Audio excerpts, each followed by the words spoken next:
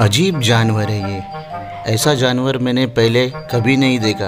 अरे ये तो बिल्ली है, ये तो हमारी बेला है। अच्छा हुआ कोई शेर नहीं निकला। मुझे तो शेर बनना भी नहीं है, शेरनी बनना भी नहीं है। क्यों? शेरनी तो बहुत ताकतवर होती है।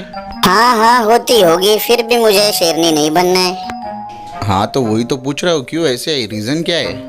क्योंकि शेरनी मेरे जैसी क्यूट और खूबसूरत तो नहीं होती ना। मैं कितनी क्यूट हूँ, देखो मेरा चेहरा। बात तो सही है।